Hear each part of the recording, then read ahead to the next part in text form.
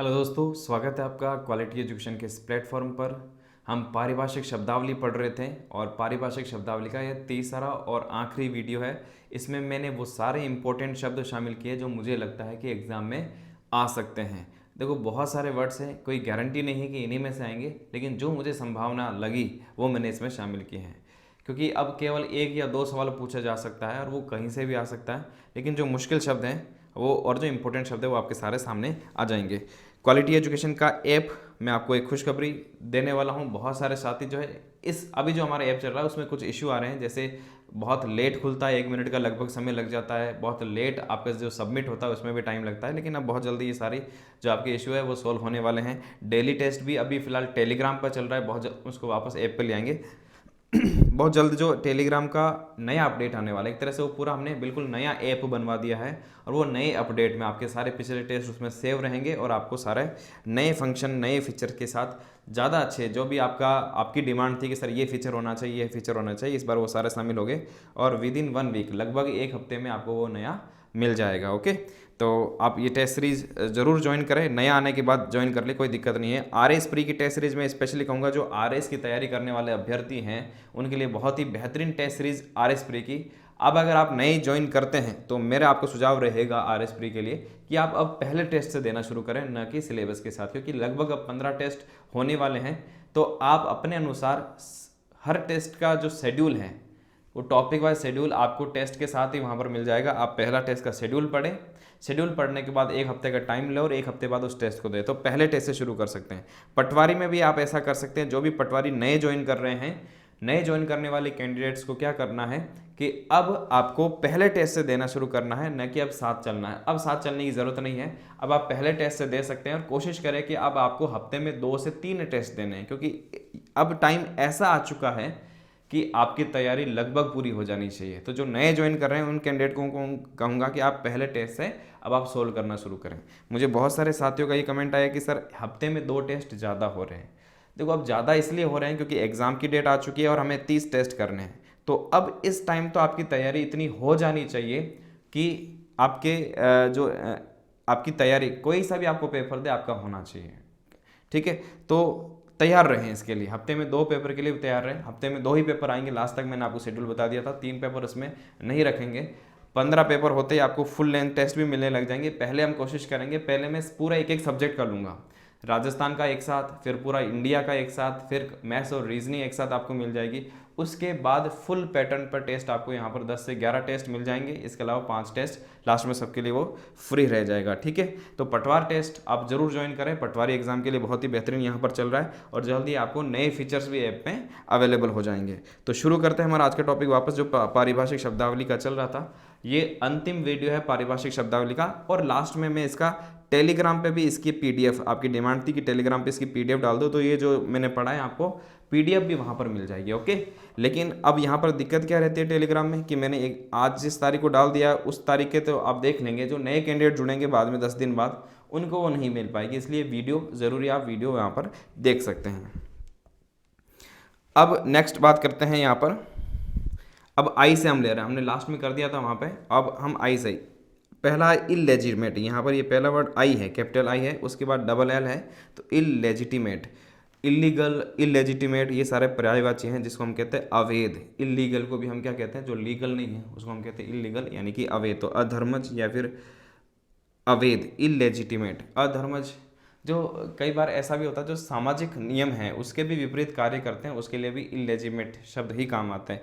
Illegal शब्द तो वास्तव में क्या होता है, जो संविधान में कानून में लिख रखा है उसके विरुद्ध करते तो वो इलीगल कहलाता है, लीगल है ना, जो विधिक रूप से। तो अवैध शब्द उस पर स्पेशली उसके लिए अवैध शब्द काम आएगा। यहाँ पर अधर्मज, कोई सामाजिक कार्यों के, जो हमारे सामाजिक रिवाज है उसके विपरीत जब हम कार्य करते हैं तो वो अधर्मज या असामाजिक हो सकता है, वो कानून के अनुसार नहीं हो, तो वहाँ पर भी हम इलेजिटिमेट शब्द काम में ले सकते हैं। ओके, इमिग्रेंट, ये हमने पिछले वीडियो में बात की थी, उत्प्रवासी। एमिग्रेंट, इमिग्रेंट हमने पिछले वीडियो में पढ़ा था, उत्प्रवासी और अप्रवासी इमिग्रेंट, यानी मैंने आपको पिछले बताया था कि एक व्यक्ति एक देश से दूसरे देश में जाता है तो इस देश के लिए वो उत्प्रवासी कहलाएगा, जिसमें जा रहा उसके लिए वो व्यक्ति अप्रवासी कहलाएगा। क्लियर।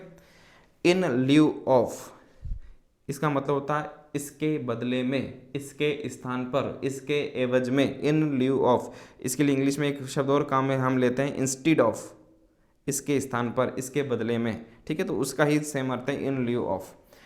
अब यहाँ पर मैंने दो वर्ड लिखे हैं, इंसेंटिव और इंटेंसिव। अब दिखने में एक जैसे दिखते हैं लेकिन अलग अलग अर्थ हैं। इंसेंटिव, आपने नौकरियों में ऐसा सुना होगा कि इंसेंटिव, कहीं पर भी इंसेंटिव दिया जाता है अच्छे काम के लिए बोनस के रूप में।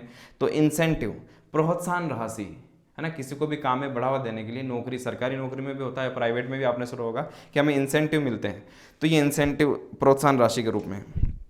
एक होता है इंटेंसिव, इंटेंस बहुत गहराई से, गहन तरीके से, तो वो कहलाता है इंटेंस। वो इंटेंसिव अलग है और इंसेंटिव अलग है। तो गहन रूप से, प्रकृष्ट रूप से, ये कहलाता है इंटेंसिव। इनकॉग्निटो, यहाँ पर लिखा हुआ इनकॉग्निटो को अज्ञात या गुप्त रूप से। अज्ञात ये अधिकांश यूज़ होता है, जैसे गुप्त रूप से या छद्म रूप से या भेष बदल कर काम करना, उसके लिए काम में आता है इनकॉग्निटो, ठीक है। छद्म रूप में, भेष बदल कर काम करना, तो इनकॉग्निटो शब्द वहाँ पर यूज़ किया जाता है। इंक्रीमेंट, ये भी आपको सरकारी नौकरी में आपने कई बार सुना होगा, इंक्रीमेंट लगा है। जब किसी की सैलरी बढ़ती है तो उसको हम कहते हैं इंक्रीमेंट। हर साल इंक्रीमेंट लगता है, हर साल आपकी वेतन वृद्धि होती रहती है, चाहे सरकारी नौकरी हो, चाहे अगर प्राइवेट लिमिटेड में भी काम कर रहे हैं तो आपका इंक्रीमेंट लगता रहता है, ठीक है। तो वेतन वृद्धि कहलाती है। इंजंक्शन, धारा 144 निषेधाज्ञा है ना, जब धारा 144 लग जाती है उसी को हम निषेधाज्ञा, कि आपको यहाँ पर आगे किसी को कोई आज्ञा नहीं, कोई अनुमति, जब अनुमति आपकी सारी रोक दी जाती है, ठीक है सब, तो उसको हम कहते हैं इंजंक्शन, निषेधाज्ञा। धारा 144 को भी हम कह सकते हैं, धारा 144 को निषेधाज्ञा ही कहा जाता है। तो उसके लिए काम में आता है इंग्लिश का वर्ड इंजंक्शन। इंट्रिम, अंतरिम। अब ये अंतरिम क्या होता है, ये भी हम कहाँ यूज़ करते हैं वो बता देता हूँ। जैसे हमारा कोई रिजल्ट जारी हुआ, तो रिजल्ट जारी होता तो कई बार आता है कि अंतरिम परिणाम है, अंतिम परिणाम नहीं होता है। हम ये भी पढ़ते हैं कि जनसंख्या के अंतरिम आंकड़े जारी किए गए, अंतिम आंकड़े नहीं है। अंतिम फाइनल एक होती है, फाइनल लिस्ट जारी हो गया, बस यही फाइनल है, इसके अलावा कुछ नहीं। लेकिन जब पहली बार लिस्ट जारी होगी वो अंतिम जारी नहीं होती, अंतिम से पहले जो जारी होती है उसको कहलाता है इंटरिम, अंतरिम। यानी कि इसमें और कुछ चेंजेस हो सकते हैं, कई लोग नहीं आएंगे डॉक्यूमेंट्स लेकर, किसी के डॉक्यूमेंट्स पूरे नहीं होंगे तो उनको बाहर निकाल दिया जाएगा। तो अंतिम फाइनल लिस्ट नहीं है, फाइनल लिस्ट जब पहले जो निर्णय आता है तो इसको हम इंटरिम डिसीजन भी कहते हैं, इंटरिम उसको कहा जाता है।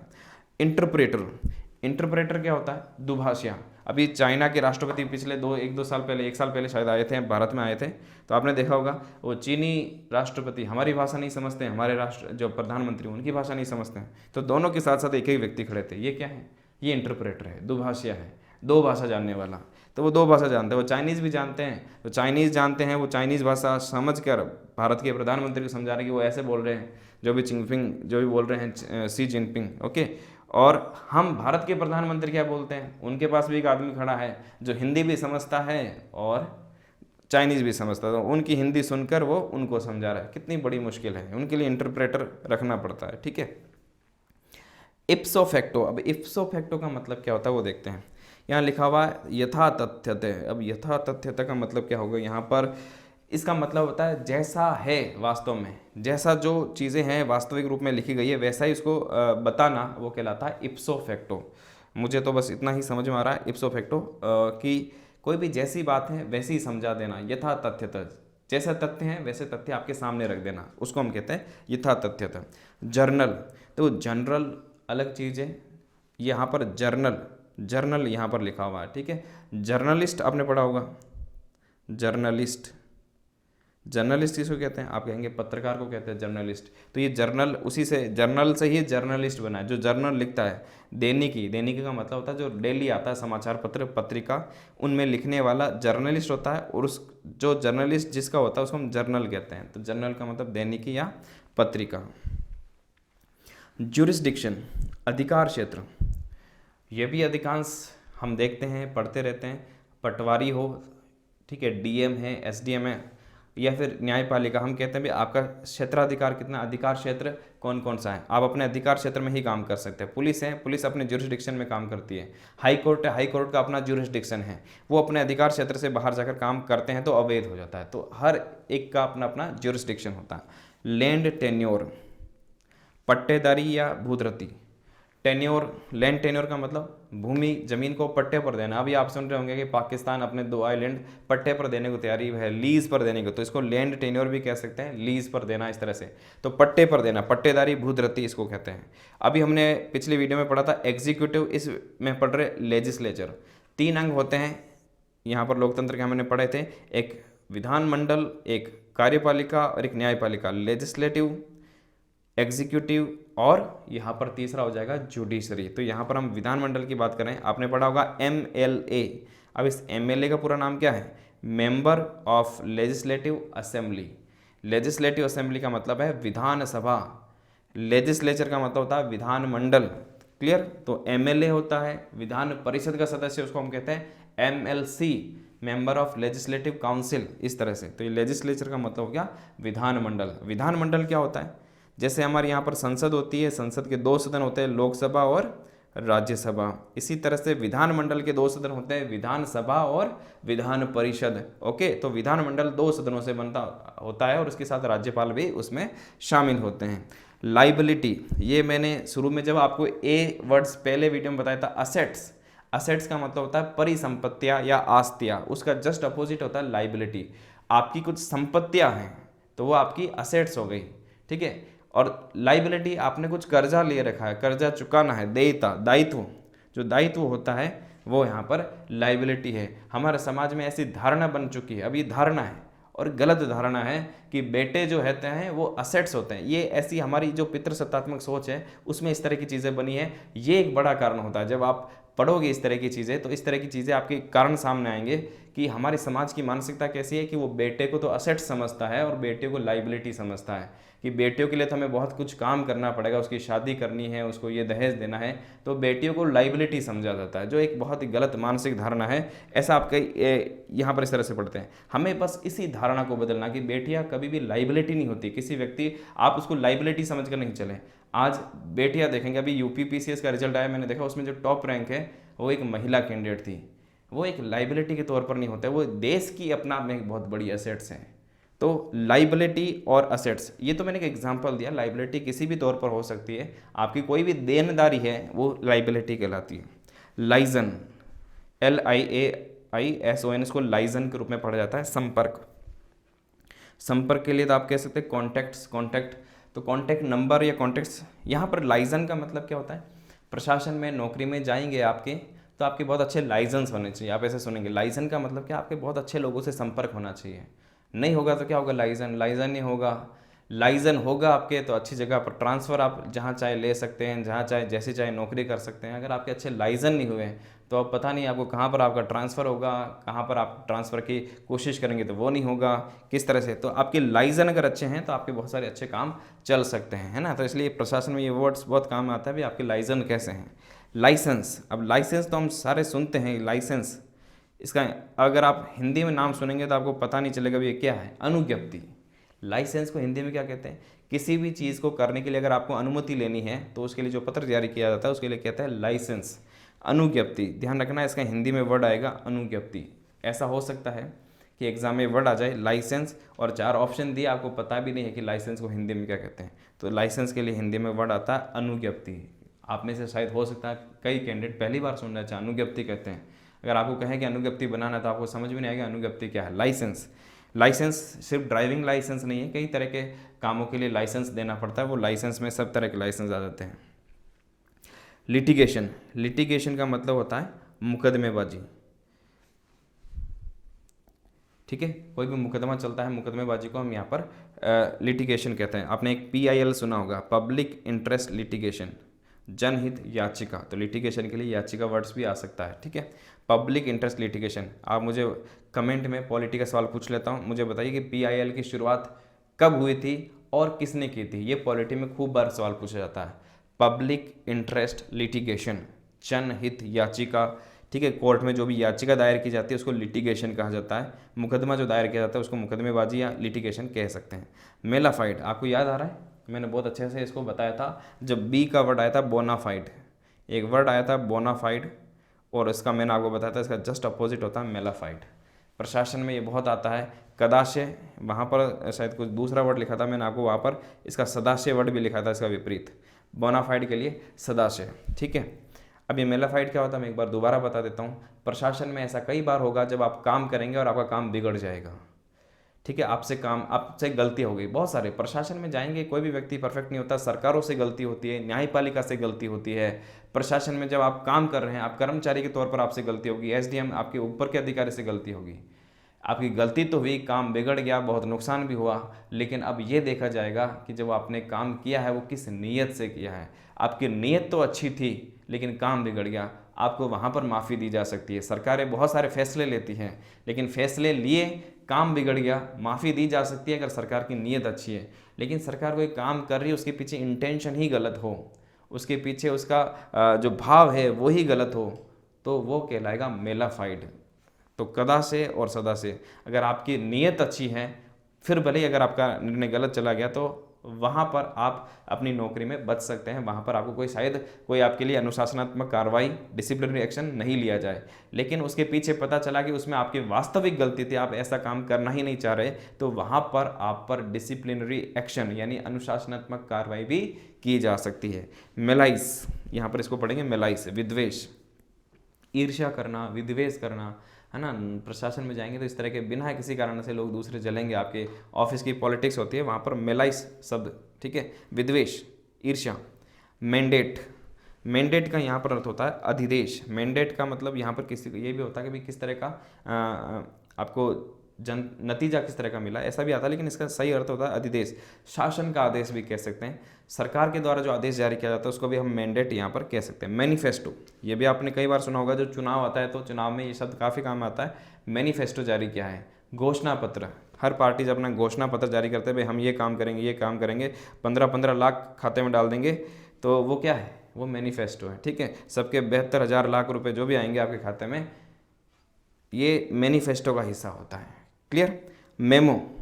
मेमो और अगला एक वर्ड है मेमोरेंडम, ये दोनों एक ही। मेमो या मेमोरेंडम जो होता है वो ज्ञापन कहलाता है। देखो हम कई बार अखबार में पढ़ते हैं कि विधायक को, कलेक्टर को ज्ञापन सौंपा, वास्तव में ज्ञापन वो नहीं होता है। आप जब हिंदी में पढ़ेंगे पत्र, तो ये पत्र का एक प्रकार है जो सरकार में यूज़ होता है, सरकार के द्वारा अपने अधिकारियों के लिए, कर्मचारियों के लिए यूज़ होता है, वहाँ पर यूज़ होता है, वास्तव में उसको हम ज्ञापन कहते हैं।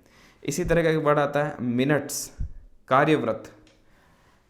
अब ये घड़ी के मिनट से थोड़ा अलग है, ये परीक्षा में आया हुआ है, शायद हो सकता है पिछले एग्जाम में मैंने इसको चेक नहीं किया है, लेकिन पिछले पटवार एग्जाम में शायद ये वर्ड आया हुआ है, मिनट्स आया हुआ है, ठीक है।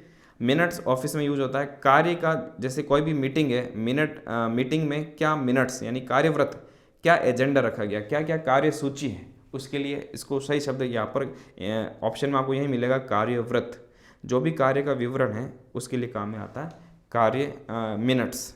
मिस एप्रोप्रिएशन, एक हमने ए में पढ़ा था एप्रोप्रिएशन, विनियोग, जो सही तरीके से, उचित तरीका क्या है किसी भी काम का, वो कहलाता है एप्रोप्रिएशन। एक होता है मिस एप्रोप्रिएशन, जो दुर्विनियोग, गलत तरीका जो है, जो उचित नहीं है, अनुचित जिसको हम कह सकते हैं, वो दुर्विनियोग।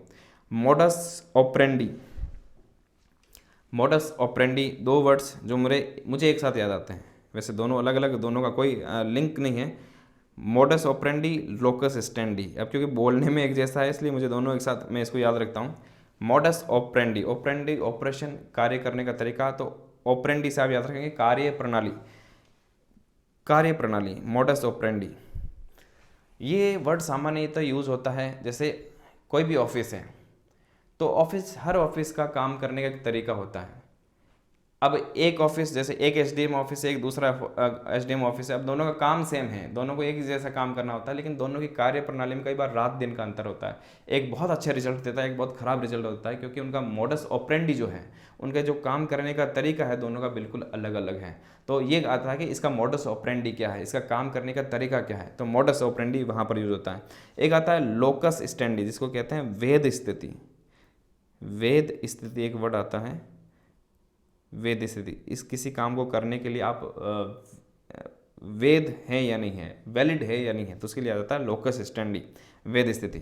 मोर्टगेज, बंधक या गिरवी, आपने कई बार ऐसा सुना होगा, मोर्टगेज लोन, लोन का एक प्रकार होता है मोर्टगेज लोन, जिसमें आपको कुछ गिरवी रखना होता है, उसके बाद जब आपको लोन मिलता है तो वो कहलाता है मोर्टगेज लोन। तो बंधक या कोई गिरवी जो चीज़ होती है उसको हम कहते हैं मोर्टगेज। नेपोटिज्म बड़े ही खबरों में चल रहा है पिछले 2-3 महीनों से, भाई भतीजावाद, नेपोटिज्म। प्रशासन में, राजनीति में, ये देखो किसी भी वर्ड के आगे इज्म लग जाता है तो वहाँ पर हो जाता है वाद। नेशनलिज्म, राष्ट्रवाद, हिंदुइज्म, हिंदूवाद, ठीक है। इस तरह से इज्म जब कहीं पर लगता है तो उसके पीछे वाद शब्द लग जाता है, तो वाद के लिए, विचारधारा के लिए इज ISM शब्द लिखा जाता है। नेपोटिज्म, भाई भतीजावाद, प्रशासन में भी ऐसा बहुत देखने को मिलता है, राजनीति में भी बहुत देखने को मिलता है। अभी जो खबरों में चल रहा है कि बॉलीवुड में भी आपको देखने को मिलता है। अब ये भाई भतीजावाद क्या होता है, सिर्फ भाई और भतीजा नहीं आता है, भाई भतीजा, काका, बाबा सब आ जाता है इसमें। अपने ही लोगों को बढ़ावा देना, जैसे जुडिशरी, हम न्यायपालिका को बहुत अच्छा मानते हैं कि न्यायपालिका बहुत अच्छा काम कर रही है, लेकिन उस पर भी यही आरोप लगता है कि वो सिर्फ भाई भतीजावाद को बढ़ावा देता है। कैसे? पूरे देश की जो न्यायपालिका के बारे में कहा जाता है कि जो सारे हमारे जो जुडिशरी हैं, पूरी जो न्यायपालिका जो इतनी शक्तिशाली है, वो मुश्किल से पूरे देश में 300 350 परिवारों के पास है। जो हमारे कभी चीफ जस्टिस रहे हैं, वापस उनके परिवार से हमें जस्टिस देखने को मिल जाएंगे। जो न्यायाधीश रहे हैं, केवल उनके परिवार से न्यायाधीश मिलते हैं।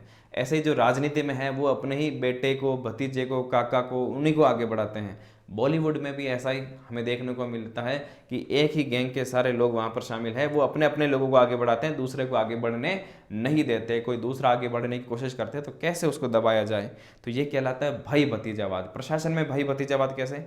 एक व्यक्ति नौकरी लगा, SDM लगा, DM लगा, उसकी कोशिश रहती है कि मैं अपने लोगों को कैसे आगे बढ़ाऊँ, अपने लोगों को कैसे फ़ायदा पहुँचाऊँ, तो ये होता है भाई भतीजावाद, ठीक है। तो ये बहुत यूज़ में आता है। नेपोटिज्म, कास्टिज्म, जातिवाद, ठीक है।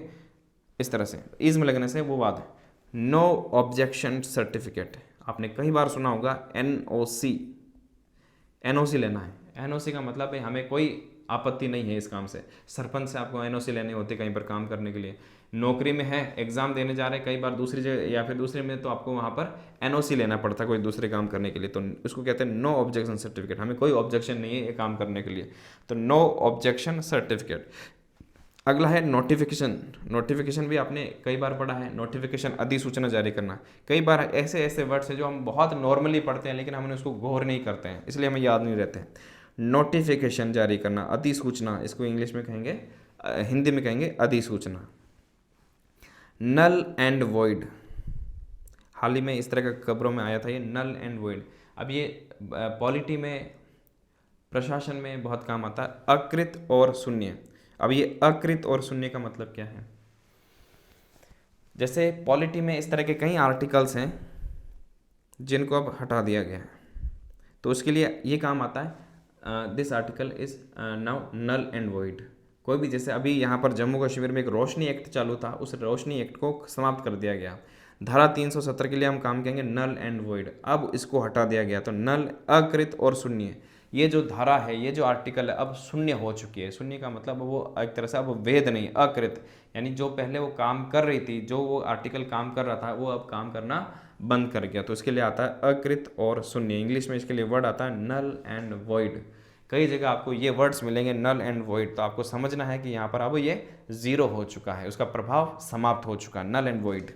ऑब्लिगेटरी, ऑब्लिगेशन, आपने इंग्लिश में भी पढ़ा होगा, एक ऑब्लिगेशन आता है, मॉडल्स में आता है, जहाँ मस्ट लगाना होता है। तो ऑब्लिगेशन, ऑब्लिगेटरी का मतलब होता है जो बाध्यकारी, मस्ट है, आपको करना ही है, कानून का पालन आपको करना ही है, तो वहाँ पर आता है मस्ट, अनिवार्य, जो बाध्यकारी हो, ऑब्लिगेटरी।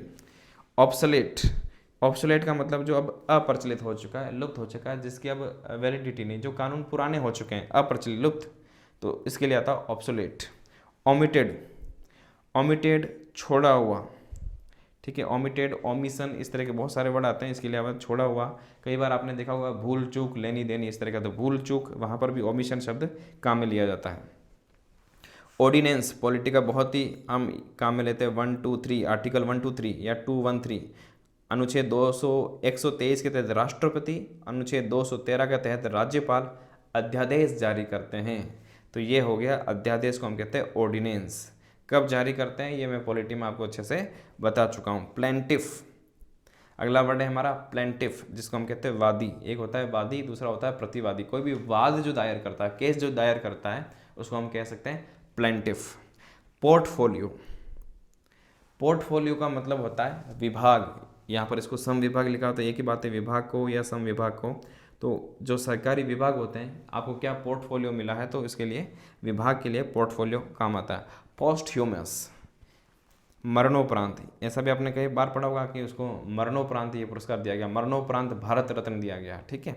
तो भारत रत्न जैसे मरणोपरांत भी यहाँ पर दिया जा सकता है, पुरस्कार कई बार दिया जाता है, तो उसको कहते हैं पोस्टह्यूमस, मरने के बाद जो कुछ होता है।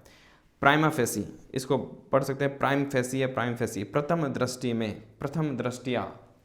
अब ये प्रथम दृष्टि में जो पहली नज़र में जो हमें लगता है, ठीक है, उसको हम प्राइम फेसी, जैसे पुलिस में अधिकांश चीज़ें ये यूज़ होती हैं। पुलिस प्राइम फेसी का मतलब क्या है, जरूरी है, देखो यहाँ पर पहली दृष्टि में तो देखने में तो लग रहा है कि ये सुसाइड है, ठीक है, कोई व्यक्ति लटका हुआ मिला, तो प्रथम दृष्टि से लटका हुआ मिला, फांसी पर लटका हुआ मिला, तो आप इसको क्या कहेंगे कि ये व्यक्ति जो है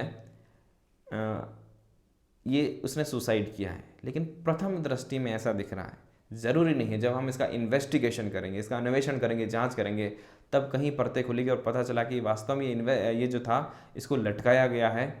तो प्रथम दृष्टि में जो चीज़ दिखे, ज़रूरी नहीं है कि वही सही है। जो दिखता है ज़रूरी नहीं है कि वही सत्य हो, है ना, सत्य उससे अलग भी हो सकता है।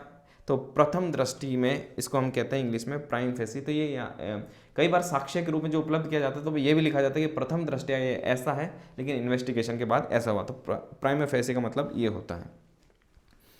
प्रिंसिपल, अब प्रिंसिपल भी दो तरह के होते हैं, एक ये प्रिंसिपल होता है PAL और ये है PLE। ये प्रिंसिपल हमारे स्कूल वाले होते हैं प्रधानाचार्य, और इस प्रिंसिपल्स का मतलब होता है सिद्धांत। ये प्रिंसिपल्स हम कहते हैं ना किसी के ये प्रिंसिपल्स है, सिद्धांत है, तो सिद्धांत इसके लिए PLE आता है। PAL वो प्रधानाचार्य होता है। नेक्स्ट प्रिविलेज, विशेष अधिकार। एक प्रिविलेज मोशन भी होता है, विशेष अधिकार, यहाँ पर विशेष अधिकार प्रस्ताव लाया जाता है तो उसको प्रिविलेज मोशन कहा जाता है, ठीक है। प्रिविलेज जैसे हमारे जो सांसद हैं, विधेयक है, उनको बहुत सारे प्रिविलेजेस प्राप्त होते हैं, विशेष अधिकार प्राप्त होते हैं, तो उसके लिए वहाँ पर यूज होता है। प्रोहिबिशन, अभी हमने यहाँ पर हैबियस कॉर्पस पिछले वीडियो में यहाँ पर देखा था, तो यहाँ पर प्रोहिबिशन भी एक यहाँ पर रिट होती है। संवैधानिक उपचारों के अधिकार में जो हम यहाँ पर पढ़ते हैं रिट, उसमें से एक प्रोहिबिशन भी होता है। तो प्रोहिबिशन का मतलब होता है मना करना, तो निषेध, तो प्रोहिबिटरी जो निषेधात्मक होता है उसके लिए प्रोहिबिटरी। प्रोसिक्यूट, प्रोसिक्यूशन, प्रोसिक्यूटर, अभियोग चलाना, केस चलाना, अभियोग जो पुलिस में जो हम कोर्ट में जो केस चलता है उसको कहते हैं प्रोसिक्यूट। प्रोसिक्यूशन, प्रोसिक्यूशन क्या मतलब किसी के ऊपर अभियोग लगाया गया वो।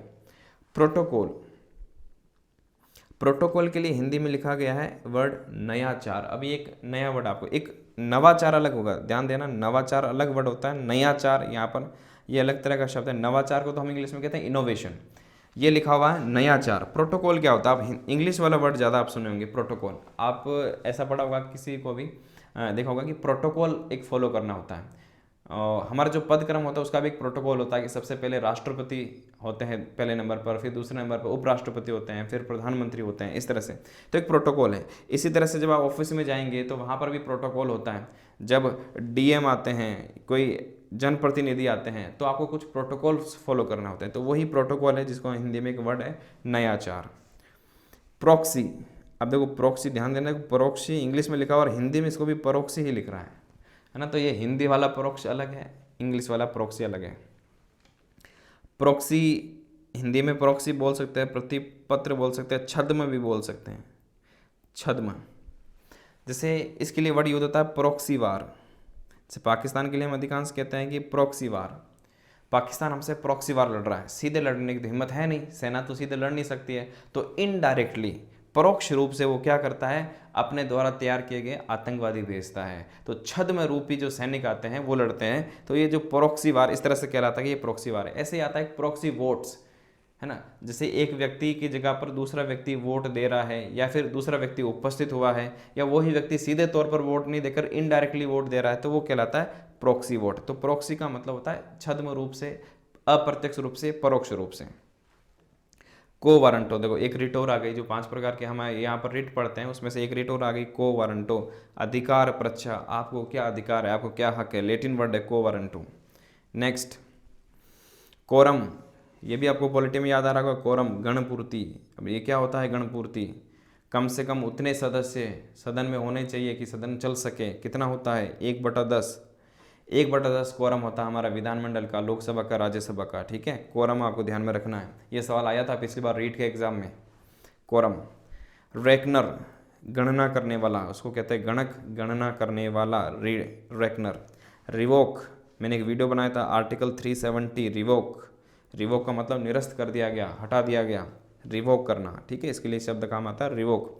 रिगरस इम्प्रिजनमेंट, इम्प्रिजनमेंट का मतलब तो आप जानते हैं, इम्प्रिजन का मतलब कारावास, इम्प्रिजनमेंट। रिगरस, रिगरस का मतलब होता है कि बहुत काम करवाया जाता है बहुत, तो सश्रम कारावास। हम कहते हैं ना जेल में चक्की पिसवाई जाएगी, पहले सच में पिसवाते थे, आजकल तो चक्की आप जरूरत नहीं पड़ी। तो बहुत सारे जेल में अगर आपको काम करवा कर, सश्रम कारावास एक कठोर दंड में आता है कि आपको साथ में काम भी करवाना पड़ेगा, कठोर काम आपसे करवाया जाता है, तो ये कहलाता है रिगरस इम्प्रिजनमेंट। सैंक्शन, तो उस सैंक्शन के दो तरह के अर्थ निकलते हैं, एक तो होता है सैंक्शन, प्रतिबंध लगा देना, एक होता है कि आपका बजट सैंक्शन किया है, यानी बजट की स्वीकृति दी। तो दो तरह के अलग अलग हो सकते हैं कि जैसे अमेरिका ने ईरान पर सैंक्शंस लगा दिए, सैंक्शंस का मतलब उस पर कुछ प्रतिबंध लगा दिए, तो सैंक्शंस एक प्रतिबंध भी होता है, एक सैंक्शन का मतलब बजट सैंक्शन किया, स्वीकृति वाला भी होता है। सेक्रेटरिएट, अभी हमने देखा था, एक आया था यहाँ पर डायरेक्टरेट, निदेशालय, एक आता है सेक्रेटरिएट, सचिवालय, जो हमारे जयपुर में है, तो इसके लिए सचिवालय ज़्यादा शब्द सही होगा। मंत्रालय हालांकि इतना अच्छा सही शब्द नहीं है, किताब में लिखा हुआ था इसलिए लिखा है, लेकिन सही शब्द यही होगा, सचिवालय। इसके बाद स्टैट्यूटरी, कानूनी या सांविधिक। ये मैंने आपको पॉलिटी में बताया था कि हमारे यहाँ पर 3 प्रकार की संस्थाएं इसको हम ले सकते हैं, एक है कॉन्स्टिट्यूशनल यानी संवैधानिक, दूसरी होती है स्टैट्यूटरी यानी सांविधिक, और तीसरी होती है गैर सांविधिक, जो न तो संवैधानिक है न ही सांविधिक है, वो होती है गैर सांविधिक। तो स्टैट्यूटरी का मतलब होता है सांविधिक, ऐसी संस्थाएं जिनका उल्लेख संविधान में तो नहीं है लेकिन कानून बनाकर स्थापित की गई, विधि के द्वारा स्थापित करने वाली सांविधिक संस्था। कोई एग्जाम्पल, जैसे राष्ट्रीय मानवाधिकार आयोग, क्या संविधान में उल्लेख है? नहीं है, लेकिन कानून के द्वारा उसको स्थापित किया गया, तो कैसी हो गई? सांविधिक संस्था है। निर्वाचन आयोग, संविधान में उल्लेख है इसलिए सांविधिक नहीं कहेंगे, संवैधानिक संस्था है। क्लियर? सब्स्टिट्यूट, प्रतिस्थानी, प्रतिस्थापन का मतलब होता है एक की जगह दूसरे व्यक्ति को ले आना, प्रतिस्थानी, उसके स्थान पर दूसरे व्यक्ति को खड़ा कर देना, सब्स्टिट्यूट, उसका सब्स्टिट्यूट खड़ा कर देना। जैसे आपने क्रिकेट में ऐसा देखा होगा कि 12वां खिलाड़ी रहता है, वो उसके सब्स्टिट्यूट पर आता है, ठीक है, एक खिलाड़ी बाहर जाता है, उसके स्थान पर दूसरा आता है, तो जब आउट हो जाता है खिलाड़ी, कैच कर लेता है, तो आपने देखा होगा जब कैच में लिखा आता है तो लिखा जाता है इसके मेन खिलाड़ी ने नहीं, सब्स्टिट्यूट ने इसको किया है। सुपरविजन, आपने वर्ड पढ़ा होगा सुपरवाइजर, पर्यवेक्षक, जो पर्यवेक्षक होता है, सुपरवाइजर का काम क्या होता है? सुपरविजन करना, निगरानी रखना, पर्यवेक्षण करना, ठीक है, सर्विलांस रखना। तो यहाँ पर सुपरविजन करना, पर्यवेक्षण करना, ये सुपरवाइजर का काम होता है। इसी तरह से सरचार्ज, सरचार्ज का मतलब होता है अधिभार, एक्स्ट्रा जो आप पर लगाया जा रहा है, ठीक है, जैसे टैक्स तो लग ही रहा है, टैक्स के ऊपर और कुछ लगाया जा रहा है तो उसको हम सरचार्ज भी कह सकते हैं, अधिभार भी इसको कह सकते हैं, ठीक है। सर्विलांस, सर्विलांस क्या होता है? जैसे सरकार के बारे में यही बार बार आता है कि सरकार एक सर्विलांस स्टेट के रूप में बन रही है। सरकार जब ज़्यादा निगरानी रखने लग जाए तो उसको सर्विलांस स्टेट कहते हैं।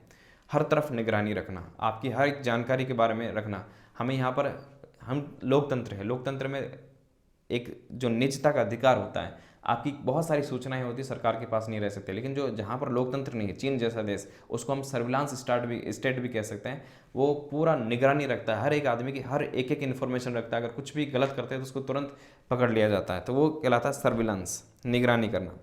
टेंडर, टेंडर, निविदा, एक होता है कॉन्ट्रैक्ट, इन दो को वर्ड आप याद रखेंगे, कॉन्ट्रैक्ट, कॉन्ट्रैक्ट का मतलब क्या होता है? संविदा, संविदा अलग है, निविदा अलग है। कॉन्ट्रैक्ट यानी हो गया संविदा, कॉन्ट्रैक्ट यानी एक समझौते के तौर पर। आपने देखा होगा कहीं जैसे विद्यार्थी मित्र लगे हैं या कोई ऐसे नौकरी पर लगते हैं जिनको सरकार बहुत कम, तो वो संविदा पर लगे हुए हैं, सरकार के इनके बीच में कॉन्ट्रैक्ट हो रखा है, कुछ कम पैसे पर वो लगे रहते हैं, तो संविदा वो अलग होता है। टेंडर, निविदा, निविदा क्या होती है? निविदा का मतलब जैसे सरकार कुछ भी काम कराने के लिए बोली लगाती है, भाई इतने में ये काम करना है, तो निविदा निकाली जाती है, टेंडर निकाले जाते हैं, आप देखते होंगे, तो उसको टेंडर को हिंदी में कहा जाता है निविदा, निविदा जारी करना। इसके बाद लास्ट पेज पर हम आज के हैं, और यहाँ से आपके जो सारे वर्ड्स हैं वो ख़त्म हो जाएंगे। ये इंपॉर्टेंट वर्ड्स मुझे लगे हैं, अगर आप इनको अच्छे से याद कर लेते हैं तो काफ़ी संभावना है कि इन्हीं में से आपको एग्जाम में कोई शब्द मिल जाएंगे। टेस्टिमोनियल, प्रशंसा पत्र, जब आप अच्छे काम करेंगे अपने ऑफिस में तो आपके लिए टेस्टिमोनियल्स आपको मिलेंगे, आपके लिए जारी होंगे। ट्राइब्यूनल, आपने नाम सुना होगा, NGT, national green tribunal. Tribunal का मतलब होता है अधिकरण। अधिकरण ऐसी संस्था है जो एक तरह से निर्णय देने का, फैसला देने का ही काम करते हैं। अलग अलग कुछ कोर्ट्स हैं, ये एक तरह से कोर्ट की, सिविल कोर्ट की ही पावर होती है। अब नेशनल ग्रीन ट्रिब्यूनल, अब कोर्ट क्या करता है, हमारा जो हाई कोर्ट है, सुप्रीम कोर्ट, हर मामले की सुनवाई करता है। लेकिन ट्रिब्यूनल क्या होता है, किसी विशेष मामले की सुनवाई के लिए कोई कोर्ट बनाया जाता है। जैसे नेशनल ग्रीन ट्रिब्यूनल, ये केवल पर्यावरण के मामलों को देखता है, तो ये ट्रिब्यूनल हो गया। ठीक है, आपको सवाल मुझे ये बताना है कि NGT की स्थापना कब हुई। ठीक है, बड़ा इंपॉर्टेंट सवाल है, पूछा जाता है एग्जाम में, NGT खबरों में भी बहुत रहता है। अगला वर्ड है, क्या पढ़ेंगे इसको, ये वर्ड्स क्या लिखा हुआ है, ध्यान देना, इसको पढ़ेंगे यूनेनिमिटी। इसको अनएनिमिटी नहीं पढ़ते हैं, इसको पढ़ते हैं यूनेनिमिटी। इसी की तरह एक वर्ड और होता है यूनेनिमस। यूनेनिमस और यूनेनिमिटी। यूनेनिमस या यूनेनिमिटी का मतलब होता है एक मत से, सर्वसम्मति से या मतैक्य, सबका मत एक है, एक मत से। जब कोई मीटिंग होती है और मीटिंग में जब निर्णय लिया जाता है तो ये निर्णय के बारे में कहा जाता है ये यूनेनिमस डिसीजन है, एक मत से लिया गया फैसला, सर्वसम्मति से ये फैसला लिया जाता है, तो उसके लिए काम आता है यूनेनिमिटी। इस तरह का words. Vice versa, vice versa विलोम क्रम से या इसका उल्टा, ऐसे के लिए भी उल्टा। जैसे मैं कहता हूँ अगर आप पढ़ते हो तो आप सफल हो जाओगे, इसका उल्टा भी है, नहीं पढ़ते हो तो सफल नहीं होगे। ठीक है ना, तो उसका वाइस वर्सा भी सही है, पढ़ोगे तो सफल हो जाएगा, ये सही है, तो इसका वाइस वर्सा भी सही होगा कि नहीं पढ़ोगे तो सफल नहीं होगे। ठीक है, तो ये होता है वाइस वर्सा, उल्टा। और लास्ट वर्ड हम काम में ले रहे हैं विजिलेंस, जिसको हम कहेंगे सतर्कता। आपने पढ़ा होगा एक CVC हमारी एक संस्था है, सेंट्रल विजिलेंस कमीशन, केंद्रीय सतर्कता आयोग। ठीक है, तो विजिलेंस का मतलब होता है सतर्कता। अब यहाँ पर CVC में थोड़ा सा फैक्ट्स बता देता हूँ। CVC, इसकी स्थापना के बारे में आपको ध्यान रखना है कि इसकी स्थापना कौन है, इसके जो अभी यहाँ पर निदेशक है वो कौन है। 1964 में इसकी स्थापना होती है, संथानम समिति की सिफारिश पर होती है। 2003 में इसको सांविधिक का दर्जा दिया जाता है। ठीक है, इसको आप ध्यान में रखेंगे तो आपको विजिलेंस का अर्थ भी आसानी से ध्यान हो जाएगा। ये हमारे यहाँ से ये सारे वर्ड्स खत्म हो जाते हैं। बहुत इंपॉर्टेंट टॉपिक था, और मैं आपको इसकी पूरी PDF भी, जो सारे वर्ड्स हमने 3 वीडियो में कवर किए, वो सारे PDF भी मैं टेलीग्राम चैनल, जो हमारा टेलीग्राम चैनल है क्वालिटी एजुकेशन RS का और क्वालिटी एजुकेशन एग्ज़ाम, इसके मैं टेलीग्राम चैनल पर भी प्रोवाइड करा दूंगा। आप जाकर इसको हिंदी में, अगर आप बाद में जुड़ते हैं तो पारिभाषिक शब्दावली हिंदी में सर्च कर लेना, तो पारिभाषिक भी लिखेंगे आप तो वहाँ पर वो आपको मिल जाएगा। मैं इस तरह इसी वर्ड्स में इसको लिख डाल दूँगा। ठीक है, तो यहाँ पर अब मैं एक चीज़, मैं आपको पिछले वीडियो में बताया था मैंने कि मेरा अब इंटरव्यू आने वाला है, तो मैं कुछ दिन ऐसा है कि इंटरव्यू पर फोकस करूँगा। तो हो सकता है कि अब आगे आपको ज़्यादा वीडियो नहीं मिले, मैं कोशिश करूँगा कि सीधे लाइव आ जाऊँ, क्योंकि वीडियो भले ही हो सकता है कि आपको आधे घंटे का 40 मिनट का वीडियो लग रहा हो, लेकिन वास्तव में 40 मिनट की इस वीडियो में 40 मिनट का समय नहीं लगता है, बहुत ज़्यादा समय लगता है। पूरा कंटेंट तैयार करना होता है, उसके बाद वीडियो तैयार करना, आगे उस पर सेंड करना, बहुत सारी चीज़ें और भी होती है। एक फिल्म जो 2.5 घंटे की होती है, वास्तव में 2.5 घंटे में नहीं बनती है।